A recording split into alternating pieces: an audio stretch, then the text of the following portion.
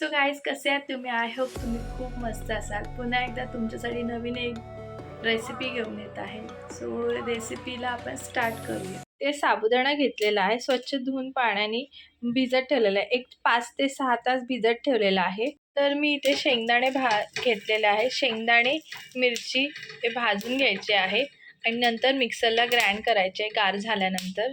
So guys, मी इथे साबुदाणा जो आहे तो पाणी पूर्णपणे नितळून ठेवलेला आहे. इथे बघू शकता तुम्ही, एक 5 मिनिटं पाणी नितळत ठेवायचं आहे, जेणेकरून पूर्ण कोरडा होईल आपला साबुदाणा आणि मस्तपैकी भिजलेले आहे. तुम्ही बघू शकता किती छान भिजलेले आहे.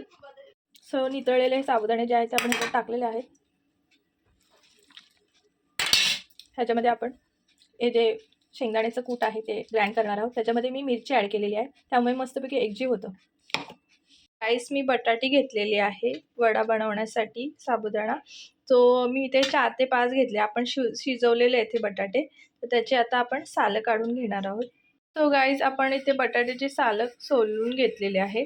आता आपण हे जे बटाटे आहेत ते आपण ह्यात ॲड करणार आहोत. पूर्णपणे मॅश करायचे आहेत बटाट्यामध्ये सगळे, पूर्णपणे मॅश करायचे आहेत. सो गाईज, चवीनुसार मीठ टाकलेलं आहे. तर आपण हे असं एकजीव करणार आहोत. सो गाईज, आपले मिक्स करून झालेलं आहे. तुम्ही बघू शकता छान मस्त झालेलं आहे, एकजीव करून घेतले. आता आपण चात्या करणार आहोत मीडियम साईजच्या, जास्त मोठ्या पण नाही छोट्या पण नाही. तुम्ही बघू शकता अशा चात्या करायच्या.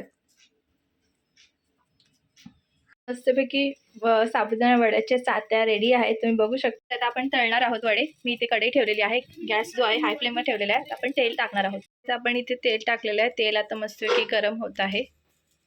आता आपले तेल तापलेलं आहे. आता मस्तपैकी गॅस जरा कमी करायचा आहे, मीडियम गॅसवर ठेवायचा आहे आणि आता मस्तपैकी आपण वडे तळणार आहोत.